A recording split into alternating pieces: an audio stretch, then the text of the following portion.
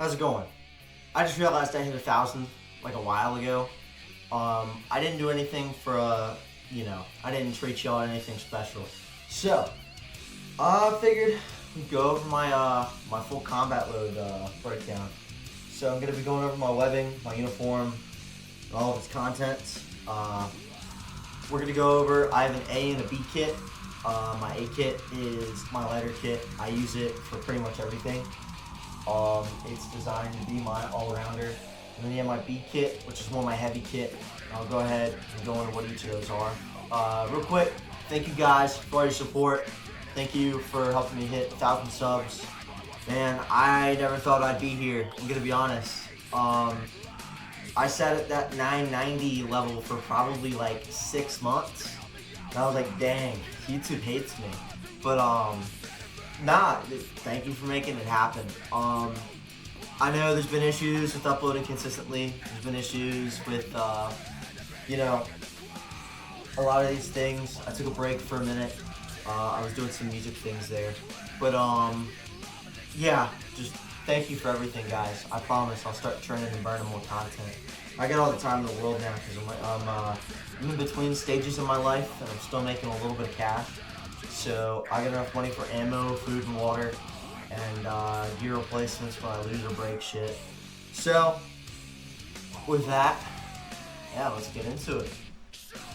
Alright, so we're going to go from the most minuscule all the way up. So we're going to start with my uniform first. So, I use a pair of MCCUs. My MCCUs, I got surplus from a while back. Actually, I've had this shirt for I've had both of these for maybe about 4 or 5 years, honestly. I always buy a size over when I can. That way, number one, it's loose fitting, so that way in the winter, I can throw more warming layers under it. But number two, so that way I can grow into it a little bit more. So I'm pretty sure I'm done with that a little bit. I'm 19 now, so. But yeah, alright. So what I throw, specifically in my clothing, you'll see here, I have a smart card for things like my 9-line, spot report, modified sit rep. I have logistics statuses, a range card, and a call for indirect fire card. Maybe a surprise to you, but in a guerrilla conflict, we may or may not have access to IDF and stuff like that. It all depends on, your situation and your Met TC. So it's good to know these things. I don't believe that you should obviously put a primacy on it because we're not a conventional force. However, obviously, it's a good thing to know for when or if you have that capability. Next, I'm going to write in the rain. Pretty self-explanatory. It's for writing stuff down. It's really useful, especially when you're going out and you need to remember things like grid squares. You need to write down your salute reports. Non-mission essential notes. Never write anything that's too sensitive down in there, because if you're killed or captured, obviously the first thing that they're going to look for is note-taking gear, maps, radios, stuff like that. So don't put anything too sensitive. Next, by the way, this is all in my class right now. Next, I have my protractor and my compass. Probably, arguably, one of your most important tools in your kit. So, the protractor, obviously, I don't have to explain it too much for those at home. The protractor helps you measure out grid squares on the map. It really helps with orienteering. As well as on top of that, it's, in general, it's just good to have. Honestly, I've used this to cut stuff in the past. But, then you have the compass. I know everybody said go get a new compass, these things are shit. I don't know. It's worked for me. It's point and true to magnetic north. So just account for true north, magnetic north. We're good to go. Then after that, I have 2 cat tourniquets in each of my shoulder pockets here. I like to keep my tourniquets on my persons rather than in my IFAC. That's just as a principle. I don't think there's a lot for our use case, we can learn from Ukraine because it's a completely different conflict. It's a static conflict. But there's individual lessons we can learn, and I think one of them is that if, you know, you're missing a limb and that limb had your IFAK on it, or not your IFAK, but your a tourniquet on it, you should have at least more than one. That way, if your tourniquet gets blown away or you need more than one, you have the availability to it. At least that's what I got out of when I see tourniquet placements from dudes in Ukraine, seeing them literally everywhere. So yeah. Alright. So, moving on to the pants. Here, we have a pair of MCCU pants. I have some, not Cry, but just some knee pads in them. They have knee pad slots. I have 2 tourniquets in that, and my gloves. My gloves, I recently got them. I really like them. They're Mechanics Impacts. I got tiny little hands. I got little baby hands, so I have smaller gloves than usual. But they got this Durhide on them, and they got the protective padding right here, which is really nice when you have a hot barrel. That was my entire mentality behind having them. I've burnt my hand many a times on hot weapons. It's not fun. As for my belt is this 511 belt. I think I inherited from one of my buddies back when majority of the time I played airsoft. So real quick history lesson on AppCav. I've been doing not serious LARPing, but I definitely trained like it was serious, or we took it with genuine, doctrine and stuff like that. Back when I did play airsoft, we were pretty committed. Airsoft to me now is gay. I mean, sure, if you have fun doing it, have fun, but like, I don't know how to describe it. It's the people and the environment. But yeah, it's just horrendous. That, and I was looking at the situation in the world, and I realized that, hey, a lot of the stuff that I'm learning here can transition pretty well. And obviously with a little bit more book learning, I picked it up. But yeah, just a quick tidbit there. But yeah, no, this is a crappy 511 belt. I'm looking to replace this really soon. I want something more thin, because when you have it on with, a belt, or anything over this, it stinks.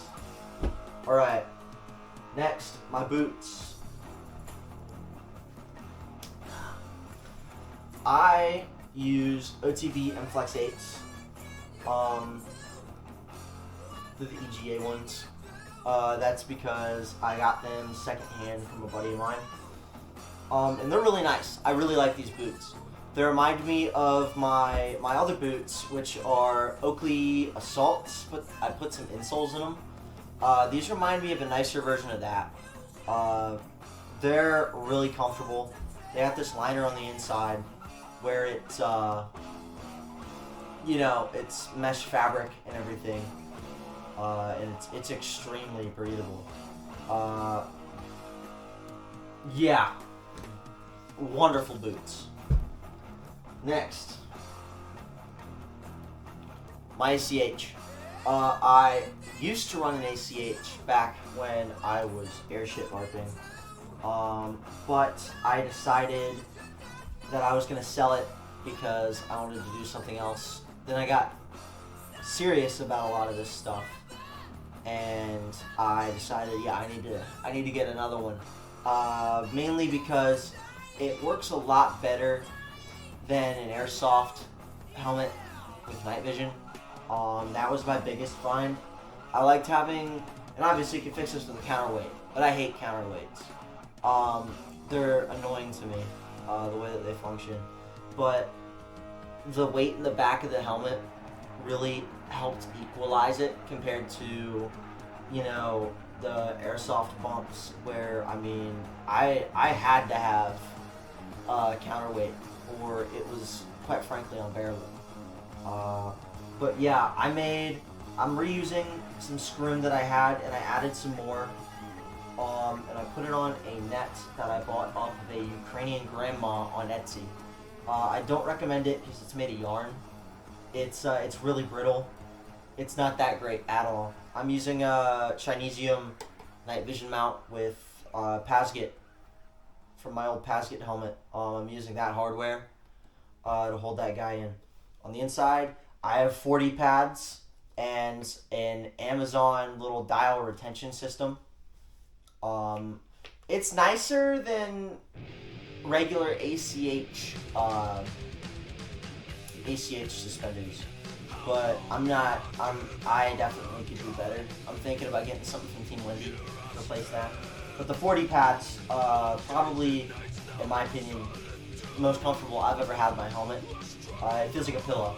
I'm not joking. It feels like a pillow, but it still has the friction there to keep your helmet still and everything.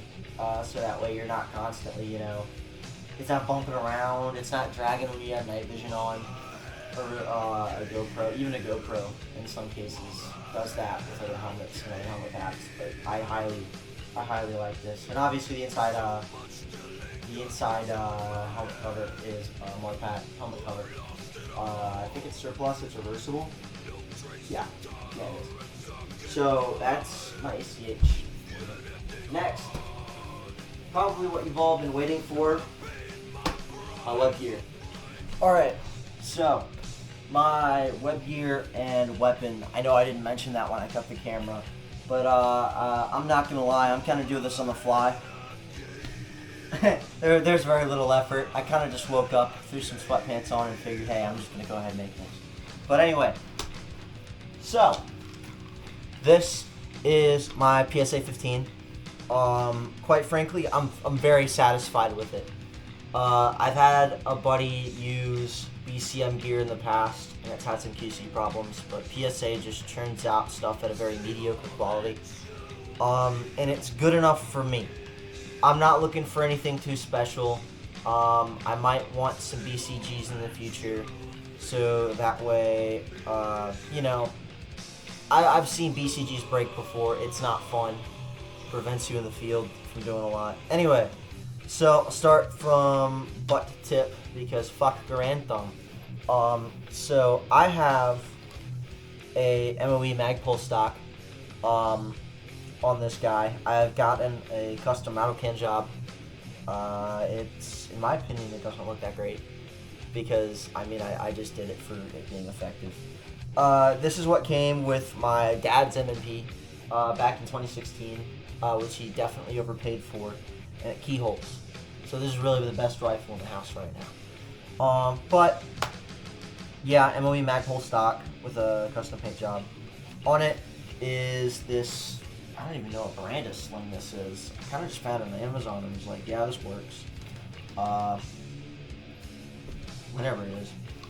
I have an A2 grip. It's nice. It's nothing special.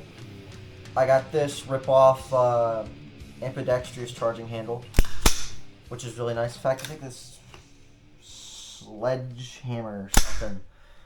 It's really nice. I have the PSA BCG in there. It's given me no problems yet. I'm definitely past 1,000 rounds. And I've shot maybe my best. The most I've probably ever shot in like 30 minutes was close to 350 rounds. Which to me is a pretty, it's a relatively sustained rate. But yeah. Regular dust cover. I have MOE rear irons. Then from here, I have my Cabela's 1-6. Even though it's a no-name brand like Cabela's, this thing doesn't lose zero. I did some testing recently where I literally threw this thing up against a tree like 5 or 6 times after zeroing it, and it didn't shift. And that's exactly what I'm looking for in an optic. Something that I can be rough with, even though I have a tendency definitely to baby all of my equipment. We go up, I get a BK Kings, or whatever, BC Kings, I forgot the company name. Something Kings, handguard. I had to manually install it. The old one that came with the rifle didn't have pick rail going all the way through. That really annoyed me when I went to go put on my laser aiming module. I thought I could use you know, what is it? You know, wrenched on Picatinny. Not a great idea, obviously. It shifts like a motherfucker. So yeah. So we got that. We got a Sumagear Engall. I got the Engall because it's the metal line from Sumagear. It's giving me no problems. I have this thing on my rifle for a couple months, and I've shot hundreds of rounds with it. And I've had no problems, and I just duct taped the pressure pad for the thing on it. And what was on here at the very front was an MOE front sight, but it's a little bit too beefy even when folded down. It gets in the way of my laser, which is annoying to me. Then after that, just regular A2 break. Yeah, that's my rifle. It's nothing special, but it works, and that's exactly what I'm looking for. Alright, so from here, I'm going to go ahead and go my complete webbing. So we have my my suspenders. These are really nice. They have the in-between between not enough and enough cushion. That it hits that sweet spot where it's not like overburdensome with the amount of cushion it has, in my opinion. And it's really solid bomb-proof construction, even though it looks this thin. Then I'll go to the left side, which is my fighting side. I have a rip-off OKC bayonet. This thing sucks. It's held on by some zip ties because the molly on the pouch itself sucks. But honestly, it's good enough for my uses. I don't need a super sharp, really nice knife. Next, I have my 2 magazine pouches. There's nothing really special with these. I just have 2 magazines or 3 magazines each in there. And then one of the rifle coming to 7. Then we have my first utility pouch. We have a canteen, and down in there's a little canteen stove, which is a nightmare to get out. So you guys are gonna have to imagine, you know, what that looked like. Not really. You can just Google it. But that's that. Then from there, we have my big USMC utility pouch, or whatever it is, admin pouch. In this guy, I have my weapons cleaning kit. It's definitely a little bit more bulky than what it should be. I have my punch rod, my oil, and my bore cleaner. And then in here I have some, yeah, these are crusty, holy crap. But I have a bore snake and a bunch of brushes and stuff for it. You know, the basic stuff you'd find in a weapons cleaning kit. There's nothing special about it.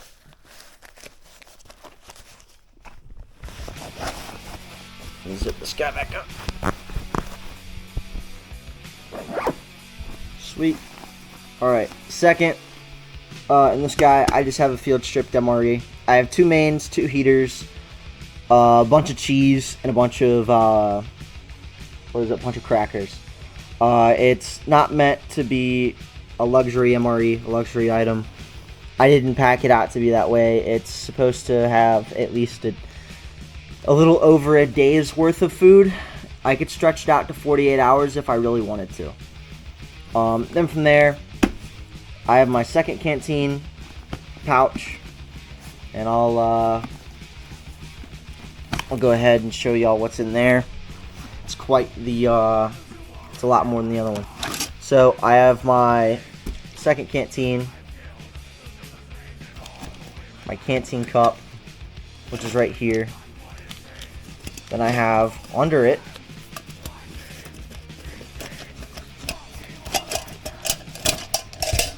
hard to pull hand. I have my fuel tabs, a matchbook, a lighter, and a spoon. So, which is a pretty good combination, in my opinion, for my use case, because I mean, let's say, I don't know, if I have enough time, I like to eat hot food. If my MRE heaters tend not to work, which usually they tend not to, I'll supplement it with some, what is it? If I have access to more water, I'll boil it. And, you know, like the Brits do, boil it in the bag. And from there, I call it a day. But, let's repack this guy. Good enough for now. Alright, then from here, I have a Plat Attack flask pouch. I think that's what it's called. I got it as a gift from my buddy. For my birthday this year. So, inside of it, I have my PVS 14. It's a Gen 3 grain FOSS. It's pretty blemmed. I have a night vision mission recorder. I'll get around to making some content with it soon. It's got, dude, it's got really bad glass. I got it from KJ Night Vision over a year ago. I think probably about exactly a year ago. Then from there, I have a Chinesium Dovetail J-mount, or J-arm, and a G25 clone. I'm not a stranger, and I'm not afraid to use clone equipment. I think, honestly, sometimes the clone stuff definitely outweighs the real stuff in terms of cost to performance. I'm not going to pay $200 for a piece of metal that articulates when I could get the same thing for, I think I got that full setup right there for like 60 bucks. And it works so much better than my surplus Notice mount and J-arm, because both of those were from the 90s. Then in here, a battery pack with GoPro batteries. Well, in this case, DJI batteries. Same thing, probably. So I have these in there. These are what keep the camera running. I need to put an SD card in there soon. Mine's getting full. Or I'll just purge my old footage.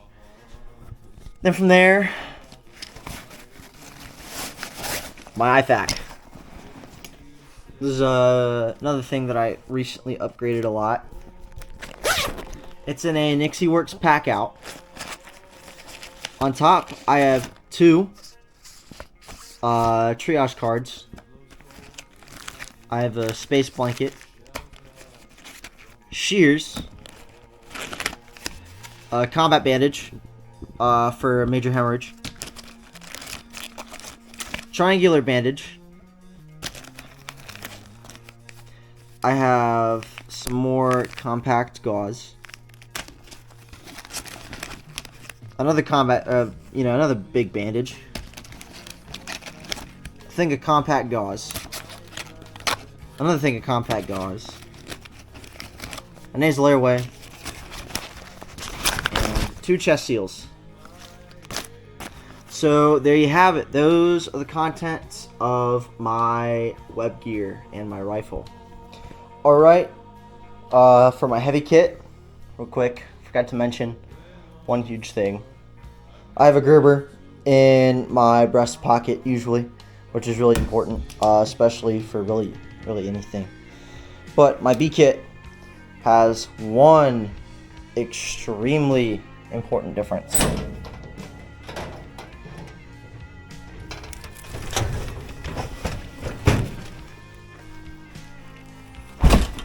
A plate carrier. Alright, so to keep this short, obviously, everything is the same. It's just instead of my web gear, I'm using a plate carrier and a battle belt. You notice there's a theme with a lot of this stuff, and then I'm using USMC surplus instead of, whether it be Amazon or Army surplus. And it's because, quite frankly, I believe the Marine Corps makes their surplus just a little bit better, and it's cheap enough to work for my use cases. So that is what I've always used, so I'm nice and comfortable with it. But to keep y'all waiting with that, I'm gonna go ahead and go over here. This is my war belt that I use. It's not loaded out yet, obviously. I don't use this as much as my other kit. So, 2 magazine pouches, each holds 2. Canteen pouch. I hold my canteen cup, iodine, and a lighter in here. My IFAK pouch holds the same contents as the IFAK. I've used a 200 round saw pouch for that. And although Alice canteen pouch, it works the way that the belt is. The sub belt is it's really weird. It's weird Molly, so it fits kind of perfectly, and allowed for this a little bit more. An optics pouch, which is perfect for me. Fit my PVS 14s and my mounting equipment in there pretty well.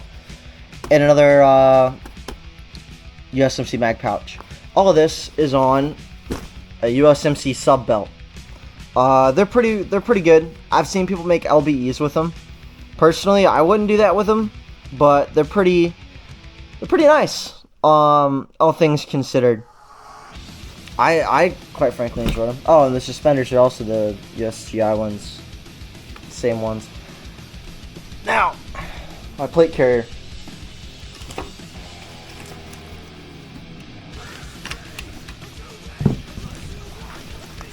It's nothing special here. I'm going to spread this out for you. Alrighty. So, we have 3 mag pouches on the front. They loaded down the thing. Like there's something solid in this guy now. Then from there, I have USGI sappies in them that I traded my old PLCE and an average battle belt for. The dude just really wanted to get rid of them. Then from there, I have the shoulder straps. They're really nice. They came with the plate carrier. I have a camelback and a camelback pouch. My side plates are mirror safety. I got them way back in the day, and I never got around to putting them together because I went on the light infantry train, and I still definitely am on the light infantry train. But obviously, armor can be, and in certain circumstances, will be, you know, definitely a great tool to have. I won't say a necessary tool, but a great tool to have. Because at the end of the day, mission dictates gear. All of this is mounted on a... what's the brand? Redemption Tactical. Redemption Tactical 3.0 plate carrier. There's really nothing special with it, because obviously the majority of the stuff that I carry is on this guy. I definitely prefer to carry more weight on my belt line. I find that my shoulders and traps get exhausted more easy, and obviously I've been hitting the gym for a minute, but after like hours and hours of wearing it, it gets to the point where it's like, damn dude, I don't know how to describe it. There's a great video out there, and I'll link it in the description, on being combat ultralight. This dude describes how sometimes when you're tired in the field, you're looking down, you're huffing and puffing, you're not pulling security. And everybody who really knows what the suck is, or not the suck, wow, that's gay. Who really knows what being tired in the field is, definitely knows that feeling. So I try to stick to his guidelines that he put out. That's about 44 pounds maximum. And it's a good system to have, in my opinion, just so you're not tired and exhausted constantly.